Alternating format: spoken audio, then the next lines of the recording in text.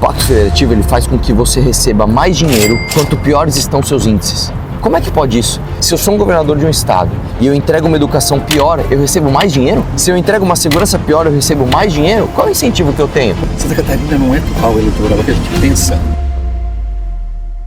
Uma das coisas que a gente tem de proposta é, por exemplo, revisar o nosso Pacto Federativo. Não sei se você sabe, mas... Sim, acho que é de suma importância. O que você pensa sobre isso? Não, eu penso que é um absurdo, por exemplo, o nosso estado, Santa Catarina é um estado rico que produz, e, por exemplo, de R$100 voltam R$6, R$10. É isso aí. São Paulo, por exemplo, que é uma potência, São Paulo é um país, e aí devolvem para o estado uma ninharia. Exatamente. Se fosse para ajudar os estados mais pobres, e se realmente, efetivamente ajudasse, tudo bem, mas não é. Exatamente. É para encher o bolso, sabe quem? Daqueles coronéis de Renan Calheiros e aqueles coronéis todos do Nordeste. A gente tem um incentivo perverso no Brasil que é o seguinte: o Pacto Federativo ele faz com que você receba mais dinheiro quanto piores estão seus índices. Como é que pode isso? Se eu sou um governador de um estado e eu entrego uma educação pior, eu recebo mais dinheiro? Se eu entrego uma segurança pior, eu recebo mais dinheiro? Qual é o incentivo que eu tenho? Pois é. Para não trabalhar, é errado isso.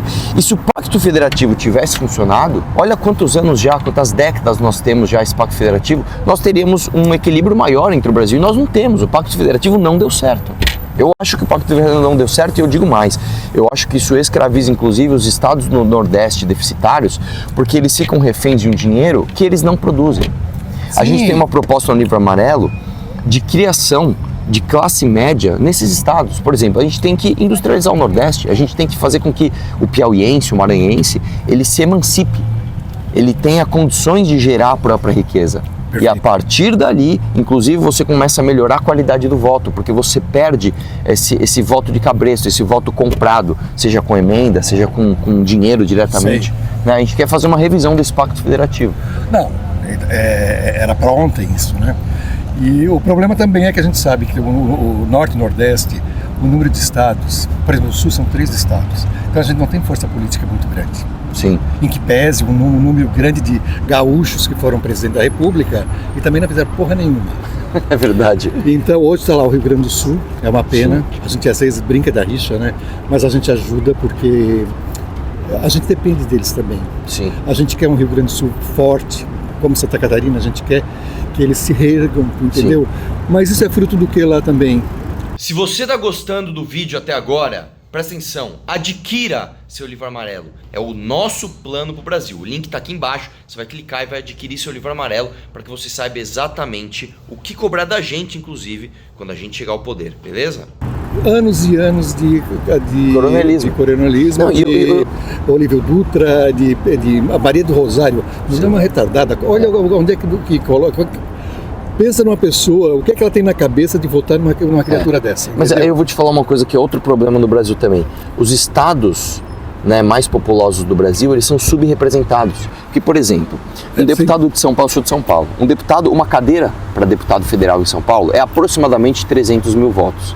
Então, um deputado, que é um voto, ele representa a vontade de 300 mil pessoas ali aproximadamente. Se você pega, por exemplo, um estado como o Acre, quantos votos você precisa para ser deputado federal no Acre? Eu vou chutar aqui, uns 20, 30 mil. Quer dizer, um voto de São Paulo para 300 mil pessoas e um voto do Acre para 30 mil pessoas, está errada essa proporção. Uma pessoa de São Paulo é subrepresentada. Verdade. Então, e pior ainda se eu for falar de Senado. Porque Senado são 3 senadores por estado. Como é que pode um estado como São Paulo, que tem 40 milhões de pessoas, ter 3 senadores, e um estado como Roraima também ter 3 votos? Não, vamos pegar o Amapá, que tem lá aquele Sarney? Não, qual você está falando? O Rodrigo, Davi Alcolumbre? Ele é do Amapá, esse? Eu não lembro agora, você lembra? Eu não lembro agora. Eu acho que é lá daquela região. Você está falando do senador? É. Aí eles ganham lá por, sei lá, 50 mil votos. Sim. Em São Paulo, são quantos milhões? 2 milhões, acho que são 2 milhões, 1 milhão e meio. Aí tu vê 2 milhões de pessoas, entendeu? Tendo o mesmo peso de voto que 50 mil do outro lado. 50 mil amapaenses, quer dizer, nada contra o Amapá, não conheço também, não tenho nada a ver. Mas é tipo assim, aí tu vê O que a gente tenta fazer aqui também, né? Conscientizar essas pessoas, não fazer a cabeça das pessoas. Sim. Conscientizar elas assim, ó, então, a gente consegue tudo trabalhando, Sim. Estudando. Sim. Foi assim que eu aprendi em casa. Você fez o que da vida? Eu sou formado em Direito, entrei na UFSC, Legal. não entrei por cota, e eu estudei escola pública. Outra coisa que a gente acha um absurdo também é o tanto de assistencialismo aqui no Brasil, né?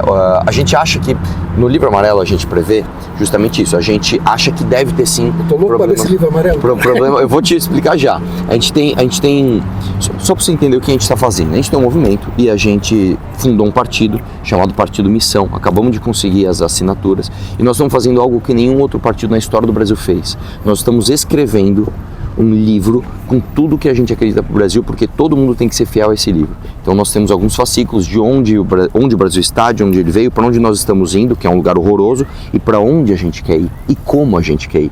Então uma das propostas que a gente tem, você falou de assistencialismo, é reduzir essa carga assistencialista do Brasil e dar porta de saída. Você não pode dar um Bolsa Família para uma pessoa e ela ficar 15 anos dependendo daquilo e fazer vídeo, fazendo propaganda, que tô sacando meu Bolsa Família. Isso está errado. Isso está errado, isso não é bom para essa pessoa, isso não é bom para outras pessoas que vão ver isso e se incentivarem a ficar dependendo de governo. Então a gente tem que ter um programa assistencialista que tire quem está na miséria, mas que dê uma porta de saída para essa pessoa se emancipar. Sim. O cerne é esse mesmo. Se tu quer fazer alguma coisa, é assim, é dando, é incentivando, é dando oportunidade, entendeu? Até, por exemplo, o pessoal de Bolsa Família, que recebe Bolsa Família, apresentar uma contrapartida, tipo assim, obrigado a fazer um curso, a se profissionalizar. E não, eu tenho uma faxineira que era venezuelana, inclusive eu sou formado em Direito, ela também é formada em Direito, e ela era minha faxineira aqui. Que legal. E ela fugiu lá na época da coisa para o mato, com uma filha no colo, uma história terrível, parece coisa de cinema. Isso é muito terror. Aí ela dizia para mim que ela morava aqui numa comunidade, num local mais simples, onde tinha mora um monte de pessoas, geralmente de imigrantes. E moram alguns migrantes também, algumas pessoas do norte, do nordeste do Brasil ali também. Ela disse que tinha uma vizinha, que era de um lugar aí, eu não vou dizer qual é o estado, mas lá do nordeste. Eles ficavam o dia inteiro em casa, vieram para cá, trouxeram já Bolsa Família, recebiam tudo quanto é tipo de auxílio. Sim. Incomodavam todos os outros imigrantes que trabalhavam e precisavam dormir, eles ficavam com televisão alta até a noite, fazendo um monte de coisa, e ainda riam da cara do pessoal, falavam, vocês são burros, tal. Aí tu vai dizer o que para uma pessoa dessa? É verdade. Deixa eu te falar uma outra coisa também, que aí talvez é uma parte que a gente discorde. Eu acho que o Lula, né, é o maior ladrão da história do Brasil, acho que é inadmissível nós termos o Lula como presidente, mas eu também acredito que o Bolsonaro, ele não fez nada do que ele poderia ter feito. A gente acha que o voto no Bolsonaro foi um desperdício. Ele desperdiçou uma chance. O que você acha disso? Não, eu sou de direita. Qualquer coisa contra o PT, eu votaria nessa qualquer coisa. E essa qualquer coisa também era o Bolsonaro. Entendeu? Como agora querem impor o filho dele aqui para concorrer para o Senado, eu falei, não voto nessa porra de jeito nenhum, não voto em Carlos Bolsonaro. Santa Catarina não é curral eleitoral, é que a gente pensa. Entendeu? A gente pensa, a gente não é induzido por ninguém, entendeu? E ele inclusive por Santa Catarina, que é um dos estados que mais votou, não foi o estado que mais votou, porque eles queriam umas narrativas falaciosas. Sim. Santa Catarina não. Santa Catarina é o 7º estado em números de percentual que votou no Bolsonaro, não é o primeiro não. Sim. E mesmo assim a gente votou contra o Lula, é muito mais contra o Lula do que no Bolsonaro. Tem. Então eu conheço um monte de pessoas aqui, no meu ciclo de amizade, por exemplo, que são de direita e que votam contra. Sim. Entendeu? E agora nas próximas eleições, por isso que eu falei de Tarcísio e tal. Até sim. Uma das coisas, eu acho, por exemplo, que está sendo perseguido, tudo tal, tu sabe que existe o Supremo, é uma vergonha. Sim. A gente tem que aprender, a gente tem que votar em pessoas que têm, por discernimento, entendeu? É por saber que aquela pessoa vai fazer alguma coisa, e não porque é de direita, ou porque sim, entendeu? Exatamente. Exatamente. Então é isso que a gente procura fazer, e é isso que a gente tenta incutir na cabeça das pessoas mais simples. Eu, por exemplo, eu nunca faço a cabeça de ninguém, mesmo dessas pessoas mais simples que eu converso, eu sempre trato que eu me coloco também no lugar das pessoas, eu sei que não é fácil. E eu falo isso para elas, mas tu tens que ver assim, ó, eu quero só que tu pense. por que tu viesse para cá? A qualidade de vida, mas essa qualidade de vida aqui... Vem de onde, Vem de onde e tal. Sabe uma coisa que a gente pensa bastante, até vou fazer isso aqui, ó. A gente, você falou que você é da área jurídica, eu acho também que o Supremo está fazendo hoje um absurdo, uma vergonha. E eu vou te falar uma coisa que eu me decepcionei demais com o Bolsonaro, que foi o seguinte: todas as maldades que a gente está vendo o Alexandre de Moraes fazer, todas, cortar rede de não sei quem, censurar não sei quem, fazer outro, tudo isso que ele faz é por meio, você conhece, de decisão monocrática, que para nós é um absurdo um ministro, ele ter sozinho mais poder do que várias instâncias. Eu brigo com você, a gente briga na primeira instância, dá um resultado. Aí recua na segunda instância, dá o mesmo resultado. Aí de repente o ministro vai lá dar uma decisão monocrática, ele rompe toda a cadeia jurídica, e porque ele quis, ele deu uma decisão monocrática. E aí passou no Congresso, em 2019, uma lei que acabava com decisão monocrática de ministro supremo. Ele teria de ser submetido ao plenário. Passou na Câmara, passou no Senado e chegou nas mãos do Bolsonaro, ele vetou. Para mim, essa talvez tenha sido a maior traição dele. A segunda maior traição dele foi colocar o Cássio Nunes, que votou a favor de anular as provas da Lava Jato, de devolver a elegibilidade do Lula, votou agora para... Olha que absurdo, olha que absurdo. Acabou de acontecer. Um rapaz foi... A polícia abordou ele, porque ele estava com atitude suspeita, pegaram um monte de coisa errada, e ele falou, eu estava nervoso em frente da viatura. O Cássio Nunes deu uma decisão de que você estar nervoso na frente da viatura não é motivo para você ser abordado pela polícia. Eu acho todas essas traições do Bolsonaro muito graves. Por isso que a gente está construindo um livro para mostrar o que é o caminho da direita. Voltando a isso, só quero deixar claro. Em relação ao Bolsonaro, então eu ia concluindo o que eu tinha falado antes. Eu não concordo com perseguição, seja lá quem for. Sim. E é o que está acontecendo nesse país. Eles estão caçando e vão agora, eles sabem que vão perder, vai ser pior ainda, entendeu? Eles estão mostrando as garras há muito tempo, só não enxerga quem não quer. Mas pelo menos ele tinha um corpo técnico, os ministérios, tinha gente lá que fazia alguma coisa, que usava. Aí eu discordo do senhor. Por exemplo, vamos pegar o Paulo Guedes na economia. A gente confiou muito no Paulo Guedes. A gente fez um evento, inclusive, que ele palestrou. E o Paulo Guedes, ele aplicou a PEC Kamikaze, ele queria taxar o Pix, ele furou o teto, A gente fala, como é que um ministro da economia que se desliberar faz um negócio desse? Foi na época da pandemia, eles pegaram Não foi antes. E outra coisa que pra mim foi o pior de todos. Quando teve o pacote anticrime, que veio do Ministério da Justiça, o pacote anticrime era maravilhoso, porque ele pegava desde o ladrãozinho de celular até o corrupto de colarinho branco. Era uma coisa revolucionária, acabava com essas mamatas todas, prisão domiciliar, todas essas regalias. Foi pro Congresso e, com a articulação do Bolsonaro, ele sancionou uma emenda do Marcelo Freixo que cria juiz de garantias e mais, limita a delação premiada. Lembro disso. Como é que ele me faz um negócio desse? Aí ele coloca na PGR o Augusto Aras, que não processou nenhum corrupto. O senhor conhece, o Augusto Aras, ele é um garantista. A gente olhou aquilo e a gente falou, como é que pode o homem que teve a chance de lutar contra a corrupção, de ter um país de direita, jogar tudo fora e deixar o PT voltar? O Zé Dirceu tá solto. Eu vou dizer uma coisa para ti, eu trabalhei na PGR, sou aposentado, né, lá, sou da área jurídica. Você trabalhou na PGR mesmo? Trabalhei, era assessor, e trabalhava na área criminal, inclusive com o Supremo. Ah, não acredito. Que ano isso? Eu trabalhei lá de 95 a 2019. Nossa, então o senhor conhece muito. E aí, às vezes eu trabalhava bem embaixo da onde estava a turma da Lava Jato, porque eu trabalhava no quinto andar, isso ficava na cobertura.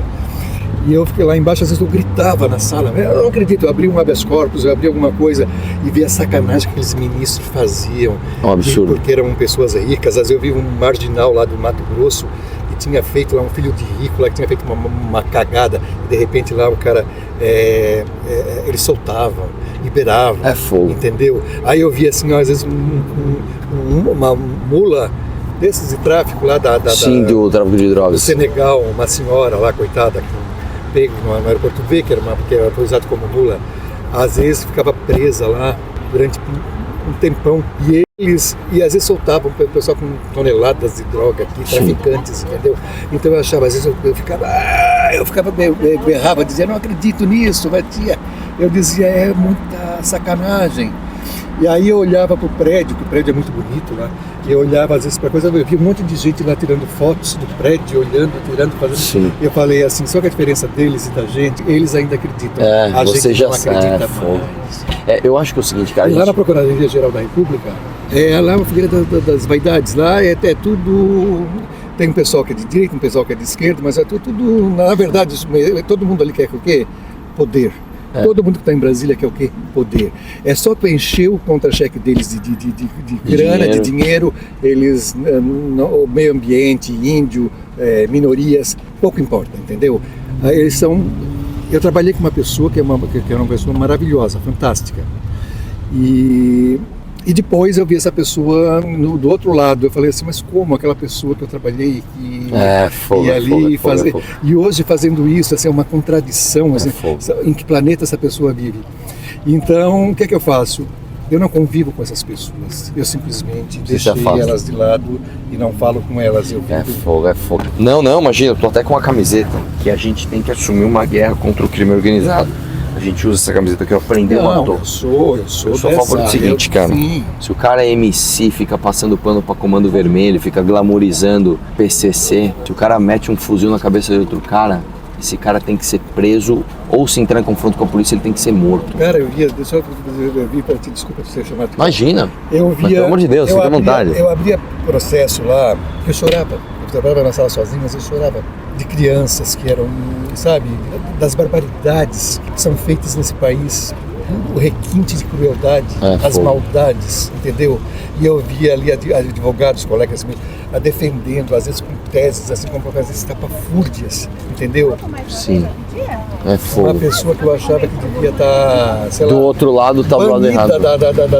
Botado dentro de um foguete e mandado para o espaço, entendeu? É fogo. Então eu convivi, eu via essas coisas na prática, e eu sou uma pessoa que eu acho o seguinte, eu aprendi em casa isso. Minha mãe sempre dizia, quem pega um tostão, rouba 1 milhão. É isso aí. Então eu aprendi isso, então não importa para mim a quantidade.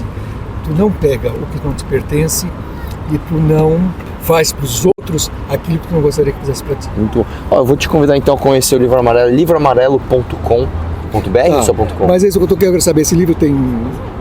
São 4 fascículos. E aí é que a gente só vende online. São 4 fascículos e aqui, este daqui, né, é o quarto, né, que é para onde a gente quer ir.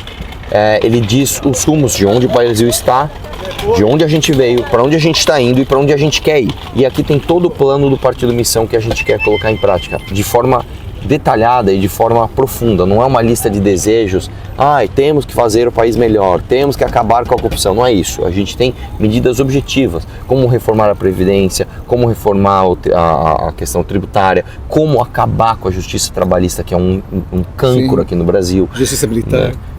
A gente está fazendo um plano detalhado para todas as áreas do Brasil. Estamos em construção ainda, mas é o norte do nosso partido. Como é o nome do senhor? Desculpa. Tarcísio. Tarcísio, é verdade. Senhor Tarcísio, muito obrigado por ter parado aqui e conversado com a gente, tá bom? Imagina. Conheça lá, livroamarelo.com.br.